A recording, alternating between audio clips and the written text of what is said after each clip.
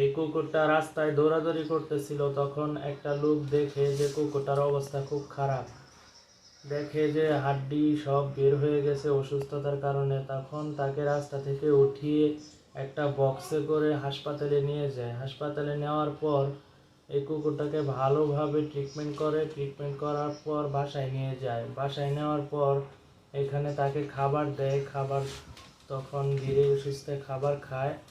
খাবার খাওয়ার পর দেখে আস্তে আস্তে কুকুরটা অনেক সুস্থ হয়ে যায়। তখন সেই কুকুরটাকে সে যেখানে যায় সেখানে নিয়ে যায়। তখন সে আস্তে আস্তে কুকুরটা সুস্থ হয়ে যায়। সুস্থ হওয়ার পর আস্তে আস্তে তার সাথে বন্ধুত্বও হয়ে যায়। তাকে টাইম টু টাইম গোসল করায়, গোসল করার পর খাবার খাওয়ায়। সে যে খাবারগুলো খায় সেই খাবারগুলোই কুকুরকে খাওয়ায়। তো বন্ধুরা, ভিডিওটা কেমন লেগেছে আশা করি ভালো লেগেছে। যদি ভালো লেগে থাকে তাহলে অবশ্যই কমেন্টে বলে